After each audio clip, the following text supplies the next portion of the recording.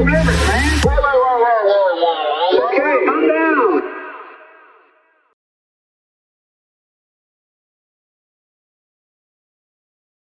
Well, speaking of political leaders who we don't like, Rania, I think there's some political leaders and that you were kind of excited about. Do you want to introduce us? Wow, Katie! No, we can't say that. Segue? For the FBI agents in the audience, that is untrue. It's okay. This isn't being But filmed. I do think it's important to hear from the people that are the most demonized, who are in charge of organizations that we're supposed to just write off and hate. And look, I'm not saying that there's no like room for criticism of this or that organization. However, there is an attempt by the Biden administration to actually criminalize propagating, and by propagating even platforming, people who are in designated terrorist organizations, which is just actually like making journalism illegal. And that's a scary precedent that could be set.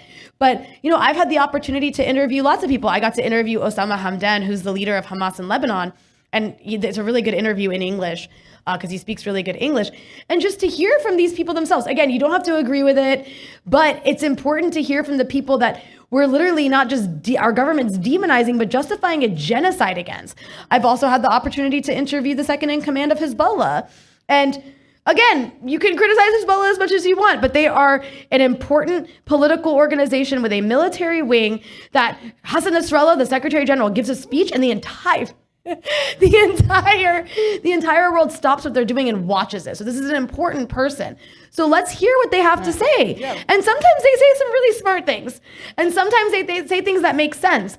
And America does not want you to hear it. And so there's another. Yeah, talk about what Nasrallah just said today and some of the clips that. So Nasrallah gave a speech today about the Israeli terrorist attacks on Lebanon the last 2 days. And he essentially said what I think was the most important takeaway is that, you know, the Israelis sent the message that the point of these attacks was to decouple Gaza from Lebanon, the Gaza front from the Lebanon front, meaning get Hezbollah, pressure Hezbollah, terrorize Lebanese people to get Hezbollah to stop hitting Israel. So since October 8th, Hezbollah, in solidarity with Palestinians in Gaza, has been putting pressure on Israel by lobbying various kinds of weapons at almost exclusively, I would say, Israeli military in the Israeli north. And so that has been like a tit for tat since October 8th. That hasn't gotten as much attention as Gaza for obvious reasons, but there's like 80,000, maybe more than that, Israelis in the north who have left their homes as a result of that. And so now one of Israel's war aims has become returning their settlers to the north. And in order to do that, they have to get Hezbollah to stop hitting. But Hezbollah keeps saying, and Nasrallah repeated this morning, if you stop the genocide in Gaza, we will stop doing what we're doing. We're doing it in solidarity with Gaza. And Israel refuses. They refuse a ceasefire. They don't want their hostages back. They keep killing them. So at the end of the day, this did not work. They're not going to de-link the Lebanon front from the Gaza front. They're attached as far as Hezbollah sees it. So that's what he talked about this morning. But all that's to say, Nasrallah gives speeches quite often in Lebanon. And, you know, even when the world doesn't watch, Lebanese people watch. And sometimes he says things like the following clip I want to play. I think it's actually an important clip to understand that Hezbollah is not just some clownish organization.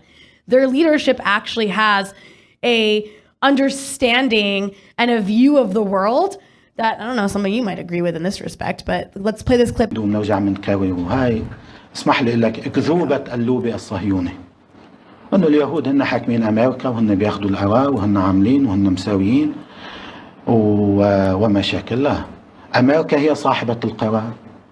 بامريكا في شركات كبرى، في مثلث ثالوث، شركات النفط، شركات السلاح، وما يسمى بالصهيونية المسيحية، هو أصحاب القرار. هذا التحالف. إسرائيل كانت في الماضي أداة بريطانية والآن هي أداة أمريكية. This guy is like if you combine Jewish Voice for Peace and Noam Chomsky.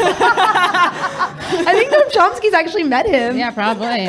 Do we have a second clip from him, or was that the one? We do. Yeah, there's a second clip. Do we want to play a second well. clip from Nasrallah? We should have had the whole show just us commenting. And now so we're going to watch Nasrallah's speech from today. Turn down the lights and just we watch should the do whole Mystery thing. Science Theater, Nasrallah. I'm captivated.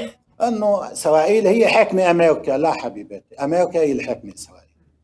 هاي قصة اللوب اليهودي والصهيوني، هاي ما تواخذوني، نكتة عربية بس لحتى العرب ما يقاتلوا إسرائيل، وحتى يروحوا على أمريكا ويحطوا فلوسهم بأمريكا ويعملوا علاقات مع أمريكا إنه بدنا نعمل لوبي عربي لننافس اللوبي اليهودي. وشفنا 75 سنة شو طلع مع اللوبي العربي، غير إنه الأموال العربية كلها مكدسة في الخزائن الأمريكية.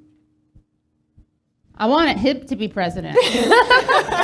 Nasrallah for president? Is that what you're saying? I'm gonna get banned from this Wow, country. she's gonna write in Hassan Nasrallah Yeah, on her yeah. ballot. Yeah. But look, I think it's really I think it's really important to see, because the Israelis are always like, no, the Arabs just hate the Jews, and you have the head of the most, I think, important and powerful armed resistance groups in the Middle East, literally repeatedly. That's 2 clips from. His speeches are very long. They're quite regular. And he says it all the time. It's not a Jewish lobby. It's not a Zionist lobby controlling America. This is American imperialism. He actually calls it the American head of the snake. And Israel is just a tool of American empire in the region. I mean, that's as an anti-imperialist analysis as you get. We should have him debate Mearsheimer. Yeah. Because it's like, is it the lobby controlling No, I mean, I think that the other way around. Let's host it here. I would love that. No, yes. The People's Forum is going to host a debate between John Mearsheimer and Hassan Nasrallah. Yeah. But in all seriousness, I mean, I think it's a really important point too, because I do think that oftentimes it can, because yes, when you speak out on Israel in this country, if you're at a media organization that's important, or actually an institution of higher learning, whatever, you can get fired. So it can feel like there is this Israel lobby, and there is an Israel lobby but it's that runs everything, but it's like the weapons lobby. Like, it's just another lobby in this country that polices people to be for American imperialism. And there's nothing more American imperialist than an American vassal state in the Middle East. Right. I mean, oil is the pivot of the modern industrial economy, and Israel is the military garrison of the U.S. And so this is, when people say, oh, it defies logic, why is the U.S. doing this when it's like waning U.S. power? Like, why are we digging our own graves? I don't think it ultimately matters, because this isn't even about winning elections ultimately. It's just about managing the imperialist system. And have the anti-Semites seen Nasrallah and speak? And all of the people who are talking about Israel controls America, I mean, they just need to watch him and look at what Hamas says, which is exactly the same thing, that Israel is the most important strategic outpost in the Middle East. And these people have every reason to be like, no, the Jews control everything. Because in the region they live in, they are bombed and occupied by a country doing it under the name of Judaism. They do it with a Star of David on their flag. They say, we're doing this on behalf of the Jewish people. Despite that, these people are able to actually be nuanced, and distinguish between Zionism and Judaism. And I think that speaks to them more than anything else. Yeah, and also speaks to what an anti-Semitic entity Israel is, because they're the ones who are conflating being Jewish with being Zionist. Right. Which is like not only inaccurate, not only does that put Jews at risk, so it's anti-Semitic in that way, not only does it contribute to anti-Semitism, but it's also this old like anti-Semitic trope. So you have like the KKK and the Israeli government with the same talking points. So it's not a good sign. Yeah. Not a good look. sign, yeah. I think it's a testament to the fact that any group of people, no matter where, no matter when, no matter how, can be indoctrinated into anything. Yeah. And I think it's also an interesting, like not to turn this into a psychoanalytical conversation, but it is true that I feel like people can go, like abuse victims can often become abusers, like there's a cycle of abuse, or they can become like the most anti-abuse, like compassionate people. And I'm not saying that Jews are exceptional, but I think that those are two tendencies for like anyone who's experienced a personal trauma, and also kind of on a societal level. Now, obviously this mixes with history, power, like geopolitical.